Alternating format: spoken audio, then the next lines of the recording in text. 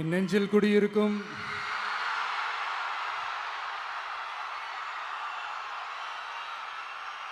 கரூர் சொந்தங்கள், உங்கள் அனைவருக்கும் என்னுடைய வணக்கம்.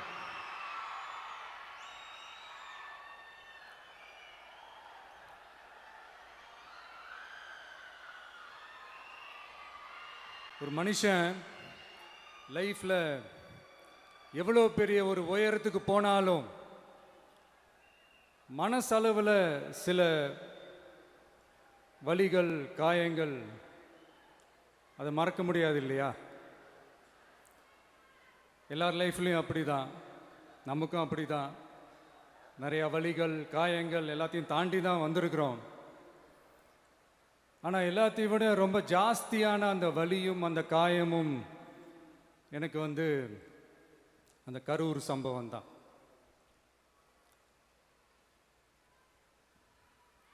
மக்களை சந்திக்கணும், மக்கள் பிரச்சனைகளை எடுத்து பேசணும். அதுக்காக தான் அந்த மக்கள் சந்திப்பு பயணத்தை தொடங்கி திருச்சி, அரியலூர், நாகப்பட்டினம், திருவாரூர், நாமக்கல், கரூர் அப்படின்னு சொல்லிட்டு போயிட்டு இருந்தோம். அரியலூரில் அந்த மீட்டிங் முடிச்சுட்டு பெரம்பலூர் போகிறதுக்கு முன்னாடி அந்த பெரம்பலூர் போலீஸ் எங்களை அலர்ட் பண்ணாங்க. சரிங்க, கூட்டம் கொஞ்சம் ஜாஸ்தியாக இருக்குது, லேட் ஆகிடுச்சு, வராதிங்க அப்படின்ட்டு. So we had no choice. Police சொன்னால் நம்ம அதை ஒபே பண்ணி தானே ஆகணும். அதே நேரத்தில் பெரம்பலூர் மக்களோட அந்த சேஃப்டியும் மைண்டில் எடுத்துக்கிட்டு ஒரு மன வலியோடவே திரும்ப போயிட்டோம். அதுக்கப்புறம் பெரம்பலூர் தொகுதி மக்களுக்கு மன்னிப்பும் கேட்டோம். அதே மாதிரி நாமக்கல் அந்த மீட்டிங் முடிச்சுட்டு கரூர் வரும்போது அந்த கரூர் போலீஸ் எங்களை அலர்ட் பண்ணியிருக்கலாம்ல.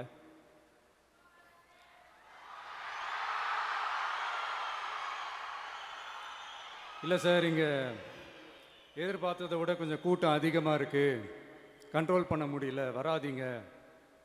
அண்ட் போலீஸ் நினச்சா அவங்க அந்த மீட்டிங்கே கேன்சல் பண்ணலாம். ஏதோ தப்பாக இருக்குது, ஏதோ தப்பாக தோணுது அப்படின்னு நினச்சிட்டாலே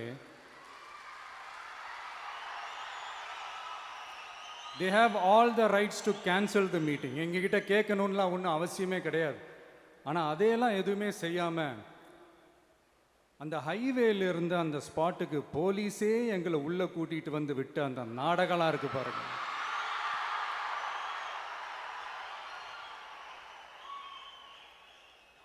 நம்பிட்டேங்க, முழுசாக நம்பிட்டேன். அன்னைக்கு இருந்த அந்த கரூர் போலீஸ் பேசும்போது தேங்க்ஸ்லாம் சொன்னேன் அவங்களுக்கு. எனக்கு தெரியாது இப்படி ஒரு நாடகம் நடக்கும். இதுக்கெல்லாம் யார் காரணம்? இதெல்லாம் யார் சொல்லி செஞ்சது?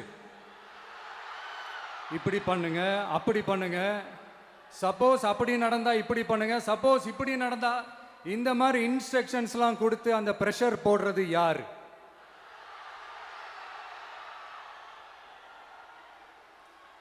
அந்த சம்பவத்தில் நம்ம யாரெல்லாம் இழந்திருக்கோம் தெரியுமா? ஒரு டிவியில் என் படமோ பாட்டோ வந்துச்சுன்னா, அம்மா விஜய் மாமா, அம்மா விஜய் மாமா அப்படின்னு சொல்லி அவங்க அம்மா கிட்ட சிரிச்சுக்கிட்டு அந்த டிவி ஸ்க்ரீனை போய் தொட்டு முத்தம் கொடுத்துக்கிட்டு என் அக்கா தங்கச்சிங்களோட தங்க பிள்ளைகளை இழந்திருக்கோம்யா. மழலை கூட சரியா வராதப்போ ஒரு பேப்பர் மேகசின்ல என் போட்டோவை பார்த்தா அது சிரிச்சுக்கிட்டு அந்த கள்ளங்கபடம் இல்லாத அந்த சிரிப்பு, அந்த கடவுள் மாதிரி இருக்கிற அந்த பச்சை பிள்ளைங்களை இழந்திருக்கோம்யா. என் அக்கா தங்கச்சி, அண்ணன், தம்பி, குடும்ப உறவுகளை இழந்து அந்த வலியோட இருக்கிற என்ன நீங்க ஏளனமா பேசுறீங்களா? என் மேல பழிய தூக்கி போடுறீங்களா? இப்படி ஒரு சம்பவம் நடந்துருச்சு. இது ஏன், எதனால, அதுக்கான பின்னணி என்னன்ட்டு அந்த வலியோட வீட்டில் உட்கார்ந்துட்டு இருக்கிறேன். ஓடி ஒளிஞ்சிட்டான்னு வர சொல்றீங்களா?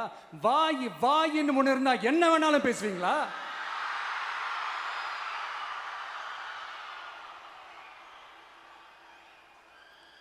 மக்களே, நான் உங்களையே கேட்குறேன். அன்னைக்கு அத்தனை க்ரௌடு இருந்துச்சு, அந்த க்ரௌடுக்கு தகுந்த மாதிரி போலீஸ் பாதுகாப்பு கொடுத்தாங்களா?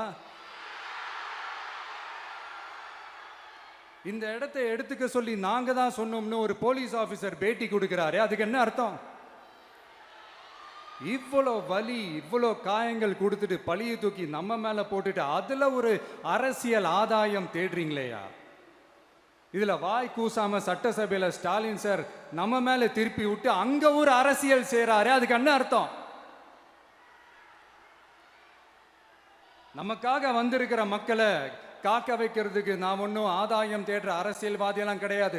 மக்களுக்காக அரசியலுக்கு வந்தவன் இந்த விஜய். எனக்காக எல்லாமும் கொடுத்த என் மக்களுக்காக எல்லாத்தையும் விட்டுட்டு மக்களுக்காக மட்டுமே அரசியலுக்கு வந்தவன் இந்த விஜய். அவங்களுக்காக நன்றி கடன் செலுத்துறதுக்காக மட்டுமே அரசியலுக்கு வந்தவன் இந்த விஜய். உங்களுக்கு தான் இந்த விஜயை பத்தி நல்லா தெரியுமே.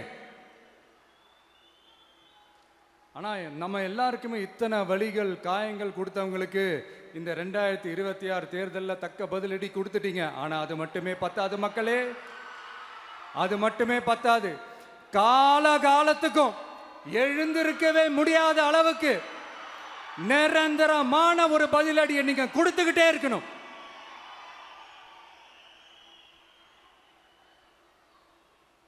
இப்படிலாம் பண்ணா நான் மக்களை விட்டு ஓடிடுவேன் நினைப்பா?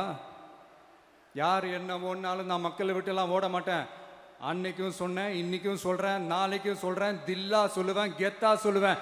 பணமா ஜனமா அப்படின்னு கேட்டா என் ஜனம் தான் எனக்கு முக்கியம்.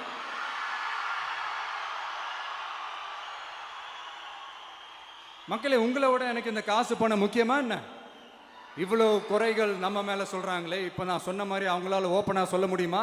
அந்த தில்லு இருக்கா, திராணி இருக்கா? ஒரு கிடையாது. ஆனா நம்ம மக்கள் அமைச்சு கொடுத்த நம்ம அரச குறைகள் மட்டும் டிசைனா மாடல் மாடலா குறைகள் மட்டும் சொல்லுவாங்க. ஒவ்வொரு டிபார்ட்மெண்ட்லயும் அந்த பார்ட்டி ஃபண்ட், அந்த கட்சி நிதின்ற பேர்ல அடிக்கிற கொள்ளையெல்லாம் இந்த தீய சக்தியா இருக்கட்டும், தீந்து போன சக்தியா இருக்கட்டும், ரெண்டு பேரும் மாறி மாறி இதே தான் செஞ்சிட்டு இருக்கிறாங்க. இதுல ஒரு ஹைலைட் காமெடி என்னன்னா, சட்டசபையில் பேசும்போது பார்ட்டி ஃபண்டுன்னு தான் சொன்னேன். அது எந்த பார்ட்டி, என்ன ஃபண்டு, யாரு, என்ன பேரு எதுவுமே சொல்ல. பார்ட்டி ஃபண்டுன்னு சொன்னவனை எடுத்தாங்க பாருங்க ஒரு ஓட்டம். எனக்கே ஃபர்ஸ்ட் புரியல, ஏன்பா ஓடுறாங்க? அப்படி என்ன நம்ம சொல்லிவிட்டோம்? அதான் அந்த குற்றம் உள்ள நெஞ்சுக்கு தான் குறுகுறேங்கும். இது எப்படி இருக்கு தெரியுமா? எங்க அப்பா பீரோக்குள்ள இல்ல, எங்க அப்பா பீரோக்குள்ள இல்ல அப்படின்னு சொல்ற மாதிரி. ஐயோ, ஏன் கேட்குறீங்க? இவங்களோட செம்ம கூத்தா இருக்குங்க, செம்ம ஃபன்னா இருக்கு. சென்னையில் ஒரு பாலம் கட்டுறதுக்காக நார்மலாக ஆகிற செலவை விட அதிக செலவில், கிட்டத்தட்ட டபுள் மடங்கு செலவில் ஒரு டெண்டர் ஒன்று விட்டுருக்குறாங்க. அதையெல்லாம் தோண்டி எடுத்து அதெல்லாம் இப்போது கண்டுபிடிச்சி கேன்சல் பண்ணியிருக்கிறோம். இன்னும் எத்தனை கோடி ஊழல், எத்தனை லட்சம் கூடல் தோண்ட தோண்ட வருமோ எங்களுக்கே தெரில. ஒவ்வொரு முகமுடியாக கிழியுது. ஐயோ, இந்த விஜய் ஒவ்வொரு கதையாக எடுத்து வெளியில் விட்டுருவான் போலேன்ட்டு திரும்புகிற பக்கம்லாம் கதறல் கதறல் கதறல். காதலேருந்து ரத்தம் வராத குறை. ஆமாம், இப்படி ஊழல்லே ஊறி போனவங்க இப்படி தான் இருப்பாங்க. இந்த 50-55 நாட்களில் அங்கே செஞ்ச சில விஷயங்கள்லாம் சட்டசபையிலே எடுத்து சொன்னேன். பட் இங்கே ஒரு சில விஷயங்கள் சொல்லணும்னு நினைக்கிறேன். இந்த மின்சாரத்துறையில் இதுக்கு முன்னாடி போட முடியாமல் இருந்த அந்த பதவி உயர்வை இப்போ தான் எங்களால் போட முடிஞ்சுது. அதுக்காக ஒரு அக்கா அழுதுகிட்டே ஒரு நன்றி சொன்னாங்களே, அதெல்லாம் உங்கள் கண்ணில் படாது அந்த வீடியோலாம். குறை சொல்கிறவங்களுக்கு. அடுத்து லஞ்சம்லாம் ஒழிக்க முடியாது, ஊழல்லாம் ஒழிக்க முடியாது, அதெல்லாம் பிளட்டிலேயே ஊறி போய் இருக்கு அப்படின்னு சொன்னவங்க போய் ஒவ்வொரு கவர்மெண்ட் ஆஃபீஸா பாருங்க. ஒரு பைசா லஞ்சம் இல்லை, ஒரு பைசா ஊழல் இல்லை. வேலையெல்லாம் சும்மா டக்கு டக்கு டக்குன்னு நடக்குது. ஒரு பெரியவர் ஒருத்தர் சொல்றாரு, தம்பி வேலையெல்லாம் நடக்குது, ஆனா அதையும் தாண்டி எங்களுக்கு மரியாதை கொடுக்குறாங்க தம்பி, உட்கார வச்சுலாம் பேசுறாங்க. இதெல்லாம் இதுக்கு முன்னாடி நடந்ததே இல்லை. அவனை போய் பாரு, இவனை போய் பாரு, இந்த ஆஃபீஸரை போய் பாருன்னு சொல்லி அலைய விடுவாங்க. இப்போ லஞ்சம் இல்லை, ஊழல் இல்லை, வேலையெல்லாம் உடனே நடக்குது. மக்கள் அப்படி ஒரு பெருமூச்சு ஒன்று விடுறாங்க. அதை பார்த்து நமக்கு அப்படி ஒரு ஹாப்பினஸ். இதுக்கு மேலே என்ன வேணும்?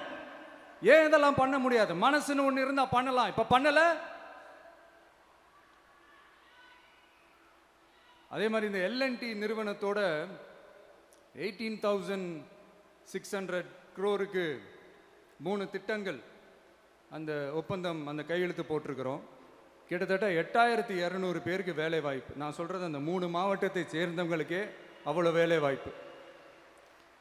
குறுவை சாகுபடிக்காக 134 கோடியில் அந்த சிறப்பு தொகுப்பு திட்டம் அறிவிச்சிருக்கிறோம் நம்ம விவசாயிகளுக்காக. இப்போவும் சொல்கிறேன், நம்ம விவசாய பெருமக்களே, உங்களோட இந்த அரசு கூடவே நிற்கும். பெண்கள் பாதுகாப்புக்காக சிங்கப்பெண் அதிரடி படை, அது உங்களுக்கு நல்லாவே முன்னாடியே தெரியும். வரப்போகிற அறிஞர் அண்ணா அவர்களுடைய பிறந்த நாளில் உங்கள் அண்ணனுடைய அரசில் தாய் மாமன் தங்க மோதிர திட்டம் அறிவிக்கப்படும். இதெல்லாம் கேட்டாங்களே, வாக்குறுதி கொடுத்தீங்களே, என்னாச்சு என்னாச்சுன்னு. இந்த தீய சக்தி மாதிரி ரியல் தாய் மாமன்லாம் கிடையாது, ரியல் தாய் மாமன். எப்படி ரியல் தாய் மாமன்.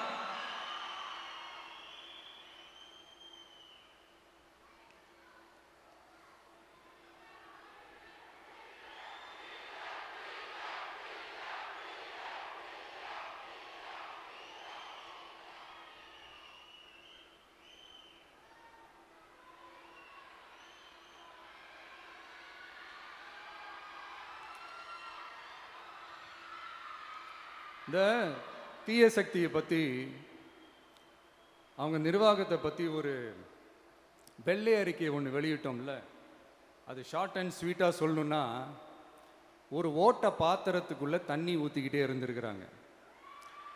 பாத்திரம் எம்டியாகவே இருந்திருக்கு, ஆனால் ஊற்றின தண்ணி தான் எங்கே போச்சுன்னு தெரில.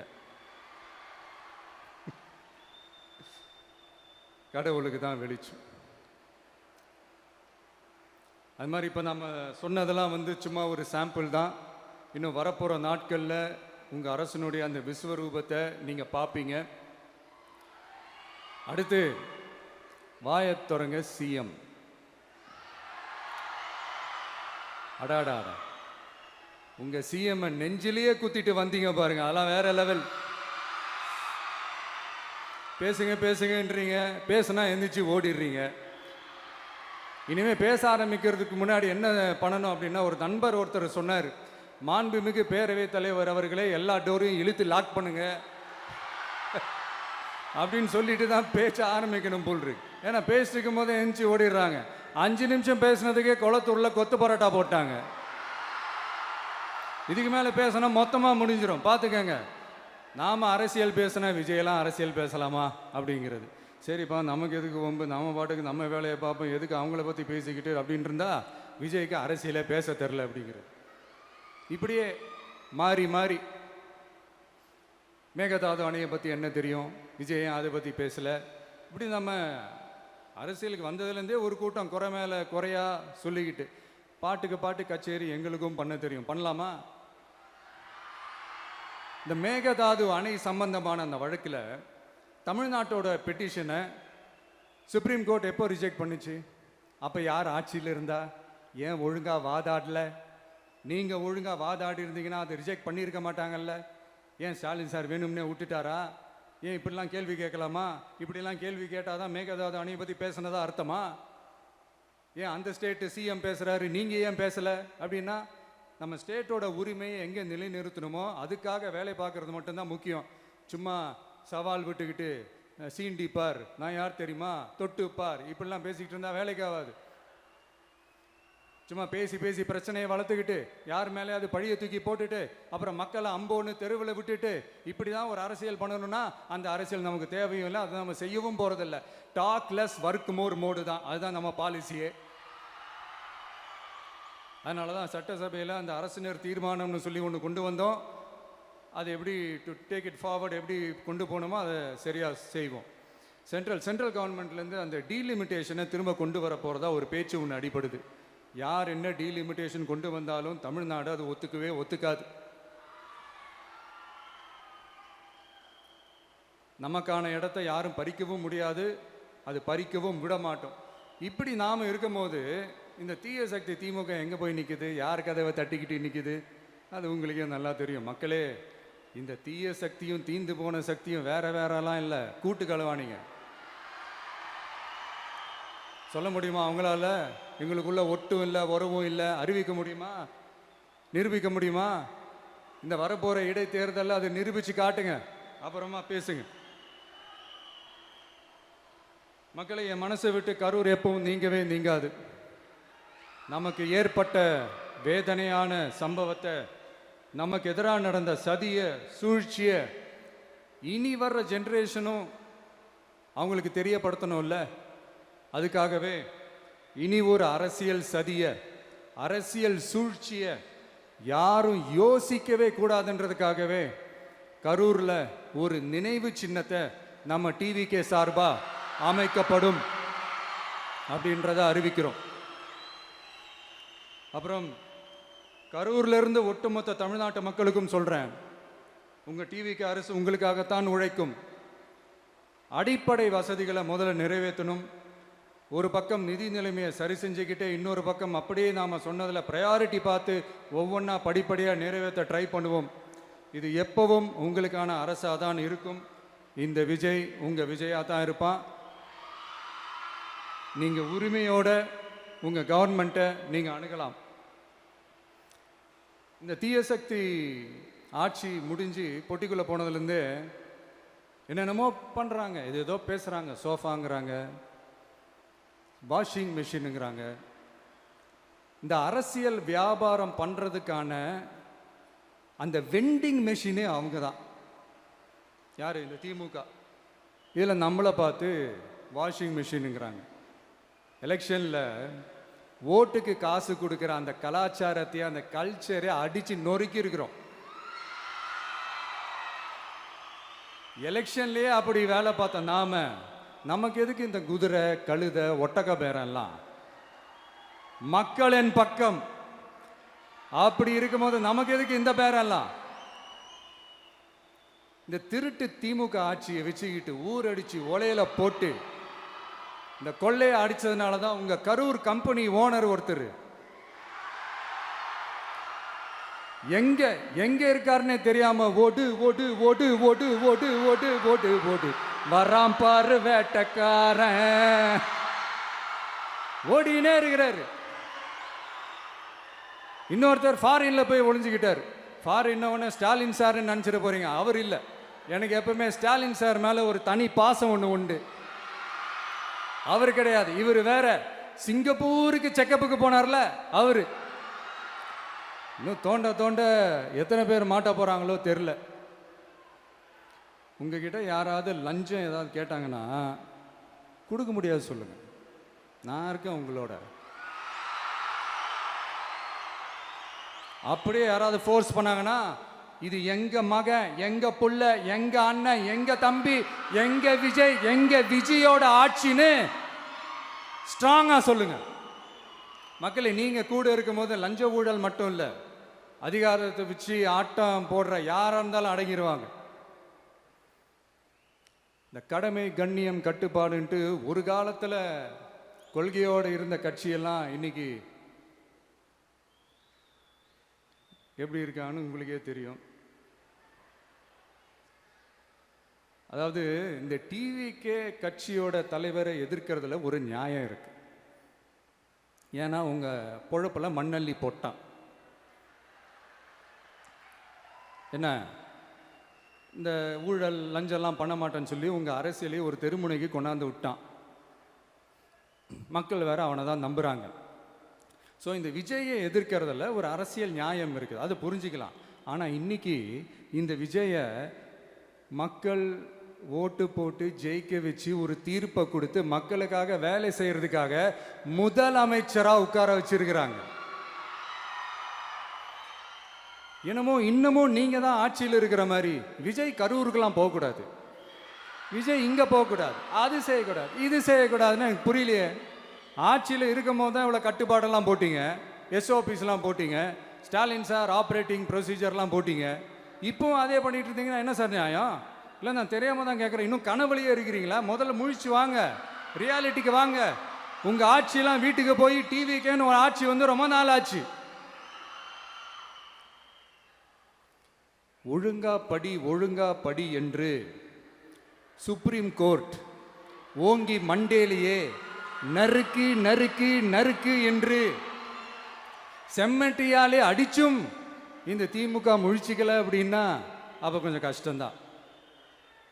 வெற்றி தோல்வியெல்லாம் அரசியலில் சகஜம் சார்.